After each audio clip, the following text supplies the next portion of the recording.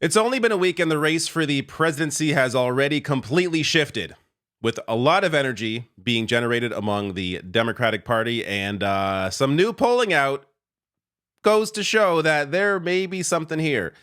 A new morning consult, Bloomberg News poll, shows us, again, this is one poll, but this poll shows us that Trump's lead has been wiped out in 7 swing states. So, including a massive lead in Michigan.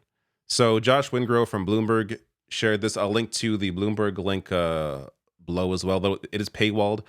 But I'll get to some data from this. It is incredible. Now, again, it's one poll. But it's a pretty wild result here. So, they ask if the November 2024 election for U.S. president were being held today, and Kamala Harris and Donald Trump were on the ballot, for whom would you vote? So all swing states, Harris is leading by +1. Arizona, Harris up by +2. Georgia is tied at 47. Michigan, Harris up massively with +11 at 53. Nevada, Harris up by 2. North Carolina, Trump up by 2. Pennsylvania, Trump up by 4. And Wisconsin, Harris up by 2. This is wild. Now, let me get to Michigan specifically, because some people are saying, this doesn't make any sense. How? It's impossible for her to be up by this much in Michigan. Look, again, one poll. Maybe she isn't. But I do want to get to a very important piece here. So they do go on to write, this is from Morning Consult, saying Harris's gains in Michigan come amid an increase in support among groups with whom Biden underperformed, such as young voters, Democrats, and the state's independent voters. These improvements for the presumptive Democratic nominee come alongside similar gains among the larger swing state electorate. 46% swing state voters view Harris favorably, up 5 points from the previous survey, while the shareholding unfavorable views fell from 53 to 50. Notably, 30% of voters now hold very favorable opinions of Harris, which is a pretty big swing, up from 21 before Biden dropped his bid. All right, so Michigan.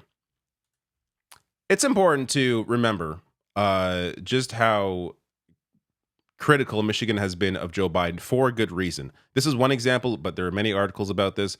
This is from the New York Times. I'm the mayor of Dearborn, Michigan, and my city feels betrayed. So this piece from February, where the mayor goes on to write, what compounds the constant fear and mourning is a visceral sense of betrayal.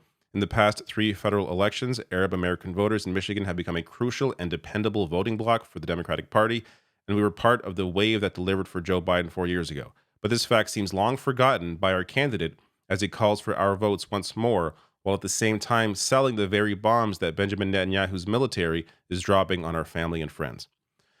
There are many examples, several pieces. There are people who campaigned for Joe Biden in 2020 and then joined the Uncommitted Movement in Michigan because of Biden's hawkish position towards Gaza, just cozying up completely with the far right-wing Israeli government as they've been committing mass atrocity. So another piece on that, this is from The Guardian, how the Uncommitted Movement rocked Biden over Gaza. Going on to right here, they far exceeded their goals. So the Uncommitted Movement, they wanted 10,000 votes in the primary, the Democratic primary against Joe Biden. They ended up getting 101,000 votes. So that's about 13% of Michigan Democrats, or 13% of those who voted, cast ballots for Uncommitted, winning 2 delegates to the Democratic National Convention and awakening a modern anti-war movement that forced the president's attention to Gaza.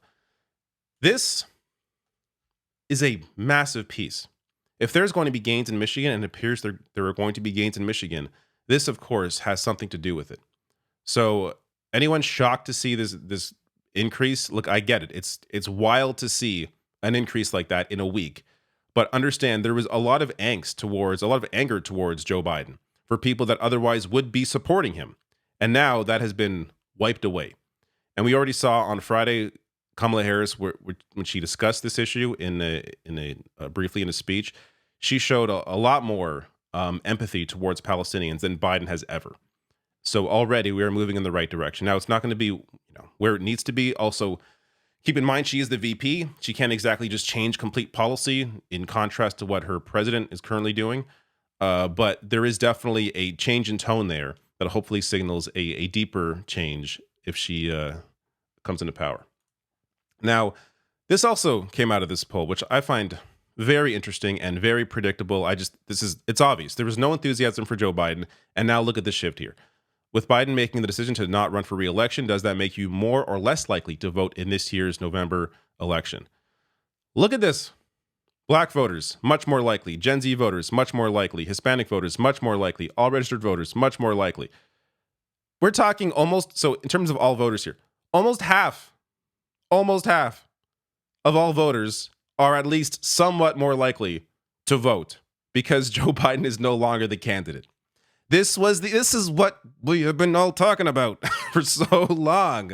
This is why I was getting emails from people like criticizing me for stop talking about how Joe Biden should drop out. You're hurting him. No, people were talking about this because we all realized that Donald Trump was going to win if something didn't change on the Democratic side. Amazingly, the Democrats, in a bold move for once, actually did the right thing. Joe Biden finally agreeing, after being pressured by people like Nancy Pelosi and the Democratic establishment, finally agreeing to step down from the candidacy. Massive positive move, as you can clearly see here. Democrats are going to win if these voters turn out to vote. So this is just, again, more good news for the Harris campaign. Now, before you just look at these numbers, I just want to point out this is favorability rating. This is not vote for president, and this is from late last week. But this does, I think, signal the potential ability that Harris has to reach out to more voters that she could turn. So in all these states, Wisconsin, Pennsylvania, Minnesota, Michigan, Harris has higher favorabilities than Donald Trump does. Again, showcasing the ability there to potentially grow her support in those states. Also, this approval rating tracker, for the first time in years, since 2021, Harris is now in the positive, now has a higher approval than disapproval. Look at that shift. This is why you could not jump to conclusions, or I should say, you should not have jumped to conclusions about how Harris would perform in a race against Donald Trump simply based on where her numbers were. She was barely in the public eye for the past, 4 years.